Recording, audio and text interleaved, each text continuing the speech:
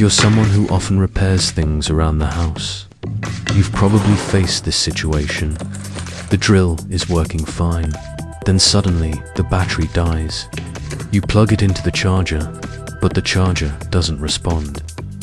At that moment, it feels both frustrating and helpless because your work is left unfinished while the tool goes on strike.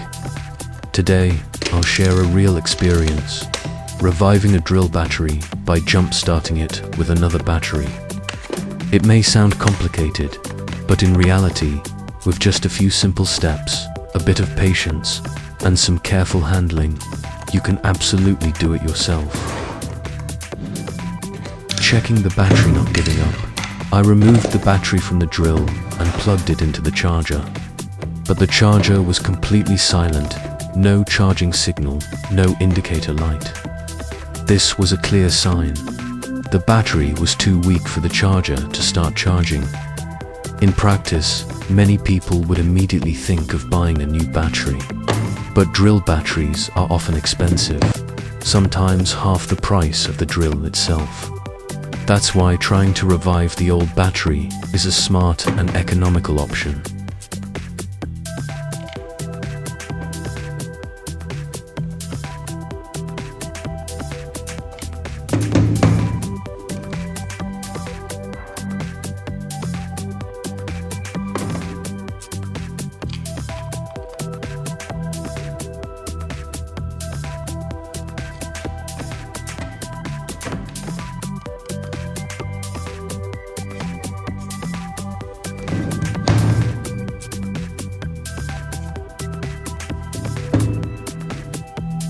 Three, jump-starting with another battery to fix this.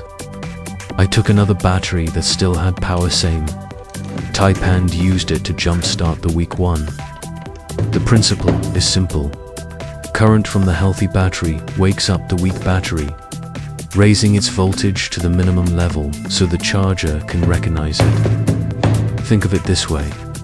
The weak battery is like someone in a deep sleep, unable to wake up on their own. The healthy battery acts like a friend, shaking them gently, giving a bit of energy to wake them up. Once awake, the weak battery can recharge normally through the charger.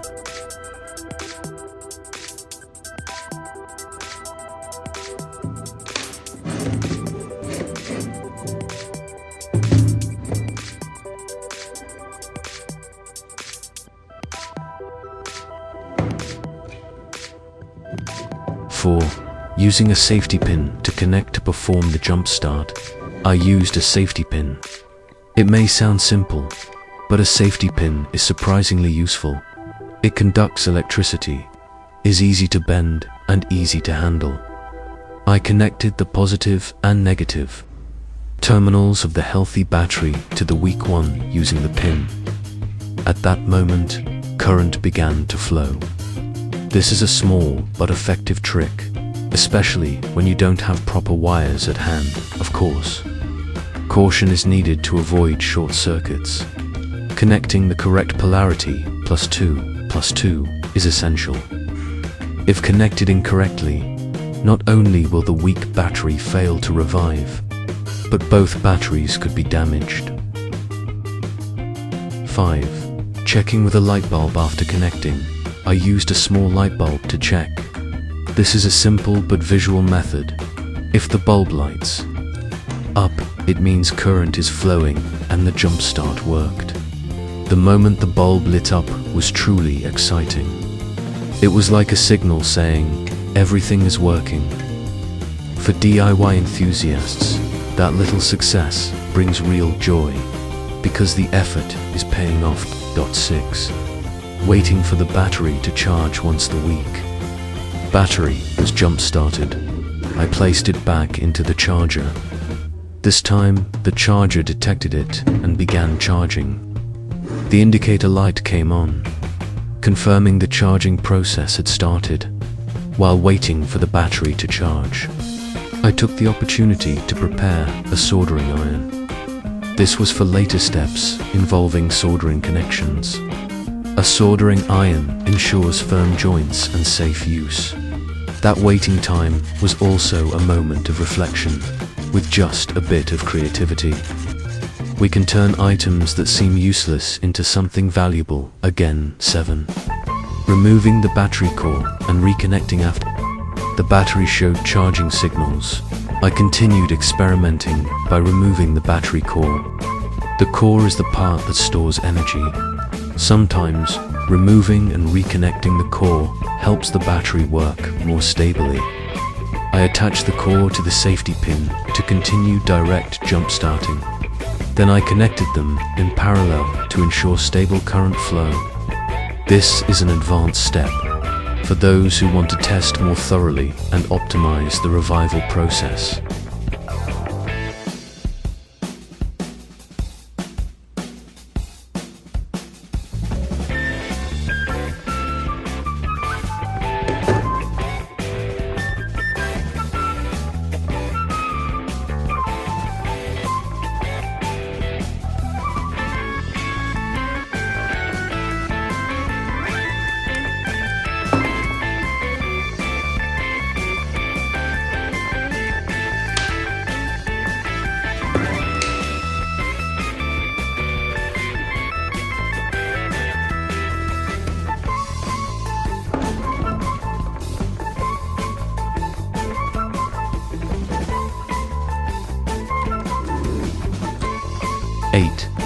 Reinstalling the battery into the drill. Once the battery was revived, I reinstalled it into the drill.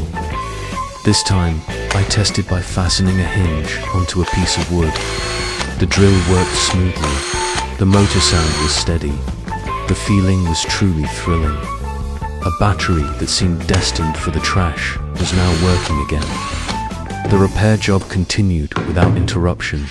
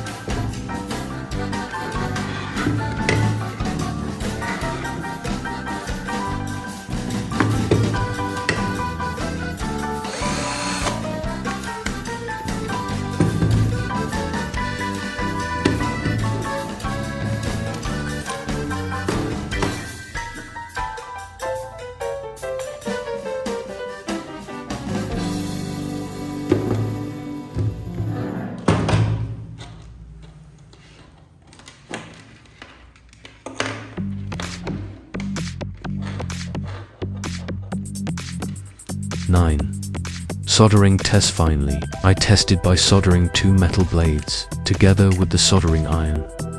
This was both a way to check the drill's performance and a practical application. The successful soldering proved the battery was strong enough to power heavier tasks. It was clear evidence of the effectiveness of the revival process. Additional insights: electrical principle. Lithium-ion batteries have protection circuits.